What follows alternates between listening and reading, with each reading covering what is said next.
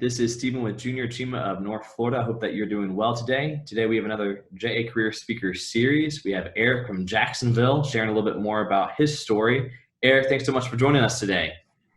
Oh, thanks for having me. I'm super excited. This is a great opportunity, and like I say, I'm Eric from the Jacksonville Zoo. So yeah, I'm ready to get going.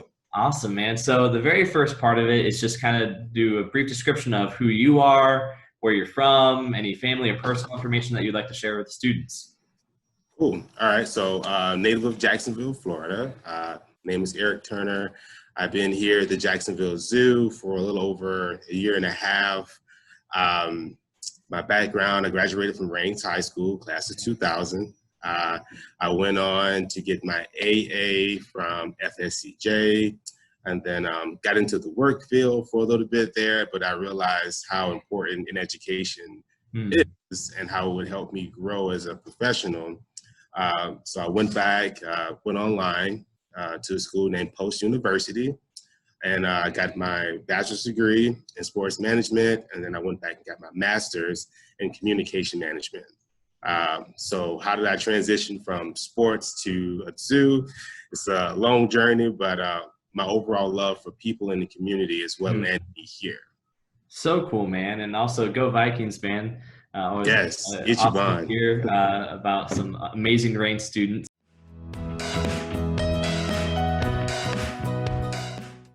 Let's go back into that mindset. You were at Rains, and what kind of led you to pursue an AA? Like, what was kind of your passions at that time?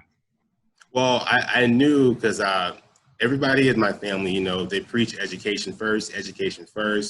And it's one thing, graduate high school and then dive right into the workforce. But having that little piece of paper, it definitely propels you for the next level with employment, and just overall understanding how the world works. So it was installed in me from a very young age how important it was. High school is just a great accomplishment, but it's only one of many. So taking that next step up, getting my AA was kind of like the process of when you learn how to walk. You crawl a little bit, then you wind up pulling on things, then eventually you stand up on your own shaking, and now you're fully walking. So to continue, it was just all I really knew, and it was a good motivating fact for my future as well. Yeah, absolutely. So after your AA, can you explain a little bit about what you did? And then also, I know you mentioned your kind of your path, but can you go a little bit more in detail on how it even connects to what you're doing now at the zoo? Got it. Right. So after I got my AA, that allowed me to take on like some entry level positions and management at a young age. So I graduated high school a year early. So I graduated when I was 17. Okay. And got my AA right before I turned 19. So I jumped right into the workforce. Started off at Old Navy in Orange Park Mall. I was still going to school. And then once I got my AA, there was a key holder position available. And I jumped into that. And a key holder is basically somebody on the shift that just has access to help out if a register needs help, or if somebody's bringing stock, you can come in and bring it. But I saw that having this extra piece of paper and this education was up doors. So got the AA, started worked my way up, I guess you could say the retail ladder to logistics manager. And I loved it. I did that for several amount of years. I actually met my oldest son's mom working there. So it was a good avenue for a lot of different reasons. Yeah. And that's how the AA transitioned. And then got to a point to where it was like a plateau, so to speak, where I could go with just having my AA. Speaking with mentors and other relatives and church influencing people, they were like, Eric, you need to go back to school to, further your education so that more opportunities will open. And I was becoming more and more mature at that point, so I was more open to doing it. So I went online, looked at some options that were available, and my entire high school, middle school, my life was all about sports. But as an adult, I wasn't tall enough or fast enough to keep it going. I absolutely love sports, so still do. So I was like, what can I do? So I went back into it, saw that there was a sports management program at an out-of-state college that didn't charge me out-of-state tuition. Wow. And, you know, and it was kind of like a Christian base, so that kind of helped me out too with that. Yeah. So I went into it, and I did the accelerated program for my bachelor's degree in sports management. And while I was going through that process, there was opportunities with the Jaguars for like game day positions.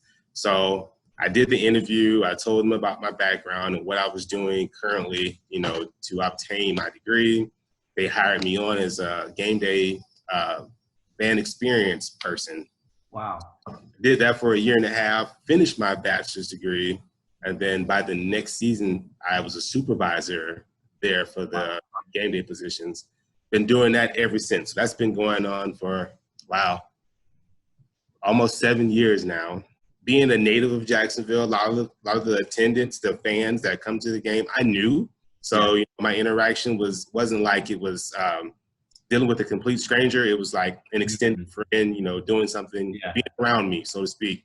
So again, I was really loving what I was doing. I was still working at Old Navy, but I really was enjoying the sports aspect of it. So the Armada, I saw a website, teamworkonline.com, and there was a position for director of ticket sales with the Armada, new soccer team in town. Yeah.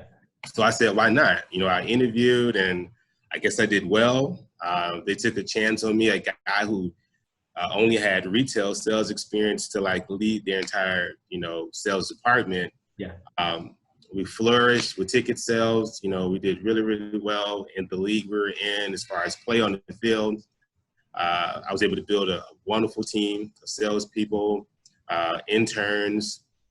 So it was really, really good transition with my year and a half, just starting with the Jags and then crossing over to working full-time with the Armada. I still did my Jag duties on Sundays because I can't give up my Jags. Right. No matter what the situation is. I don't care, win, lose, or draw, it's Jags.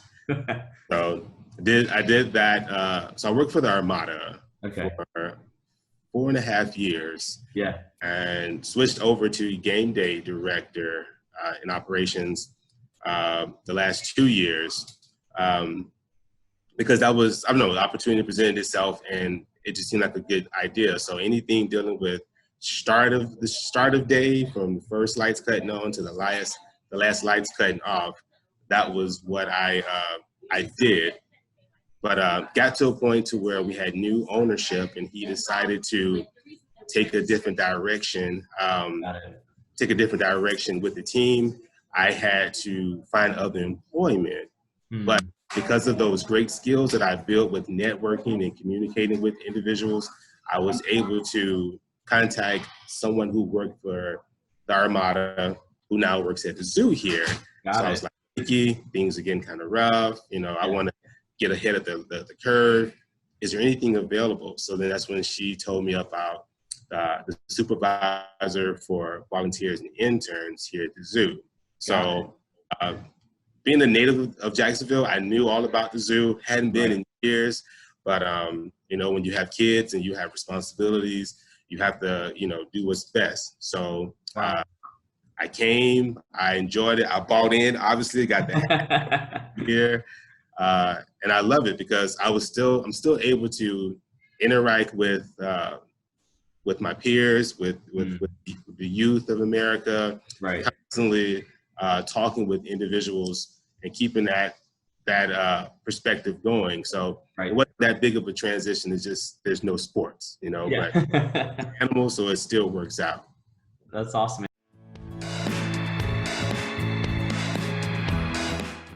So can you help us get a little bit of a picture of what did your job at the zoo look like before COVID-19, and what were some things that changed during, and how are you guys adjusting? Right. There's been a lot of adjustments. So before COVID, my primary responsibility, so I oversee all the adult volunteers, interns, groups that come, And then also we have a zoo team program. So that's any kid age 14 to 18. And I have two coordinators. One coordinator, Derek, he runs the adult part, and interns, Alyssa, she runs the zoo teams and groups. Okay. So my primary role was I hired both of them for their various backgrounds and all the experience they had. So as their supervisor, I go out in the community with them individually. We go to, if it's Alyssa, we go to all the middle schools, high schools, major corporations like Johnson & Johnson, cool. Deutsche Bank, Citibank, and we recruit volunteers to help us out on a day-to-day or week-to-week or month-to-month basis. Got it. And then on the flip side, we go to Derek, we go to all the colleges, and then we also reach out to like senior citizen facilities, you know, some of the older volunteers to get them here to do the same aspect as well. So that was my day-to-day role. Funnel the information to them, help encourage them, motivate them, you know, guide them in the right direction. But I've always prided myself on not being that overbearing supervisor or director. I don't like that. So I kind of give them the guidance and I say, this is your program, make it work. And I think that builds more character because it shows their independence and helps me learn what kind of person they are. Yeah, absolutely.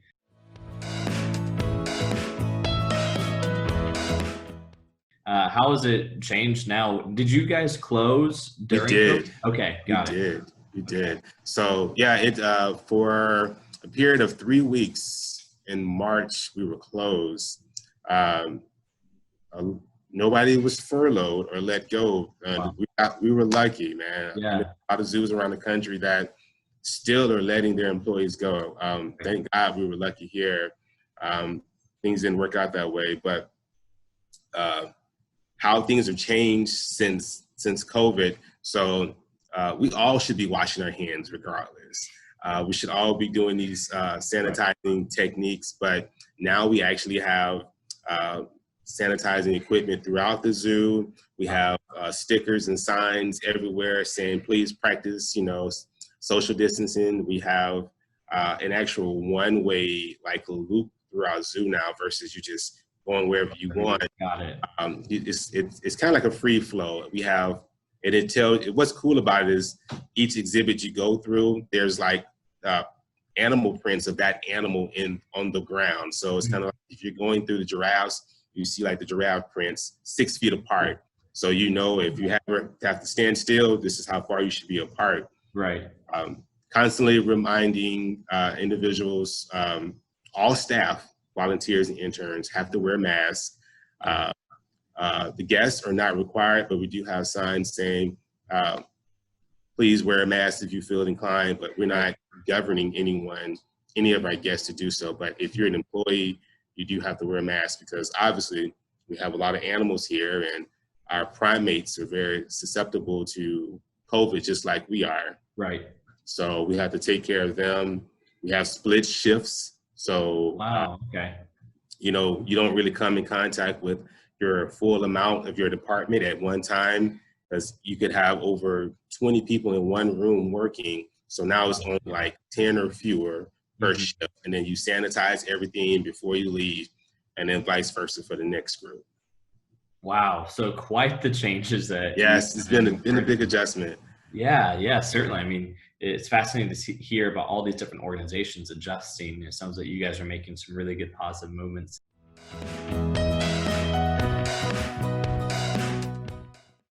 From what you've seen, whether this be personally or professionally, what are some positive takeaways that you've witnessed and that we can even take on as we go to this new normal? One of the biggest things, and I have two sons, and one's 12, other one's 15, and I share this with them all the time. To me, it reaffirms the importance of taking a deep breath and sitting back and just observing for a minute versus just being so quick to react, so quick to want things back to where they used to be or switch to like a whole new norm. Kind of just see how things go, give it time to go through their process. and then you start evaluating how you're going to move forward. So just take a deep breath, hear everybody's opinion, hear how things are flowing, gather the right information, do your own research, and then, you know, go from there.